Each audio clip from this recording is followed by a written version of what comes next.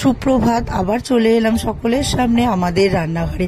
আজকে আমি তৈরি করে দেখাবো গরমকালের আম পোড়া শরবত। এবার প্রথম কাঁচা আমগুলোকে ধুয়ে আমি গ্যাসের উপর একটা জালি বসিয়ে ওটাকে আমি ভালো করে পুড়িয়ে নেব। নিয়ে ওটা ঠান্ডা করতে দিয়ে এবার আমি চাটু বসিয়ে গোটা জিরে, গোটা মৌরি আর গোটা গোলমরিচ ভালো করে নেড়ে নিয়ে ওটাকে ভেজে গুঁড়ো করে রাখবো। এবার আমের খোসাগুলোকে ছাড়িয়ে ঠান্ডা ফ্রিজের জল দিয়ে আমটাকে ভালো করে চটকে আমের পাল্পটাকে বার করে নেব। এবার ওটাকে ভালো করে আবার ছাঁকনি দিয়ে আমি ছেঁকে নেব। নিয়ে আঁশ, কালো অংশগুলোকে সব বার করে দেবো।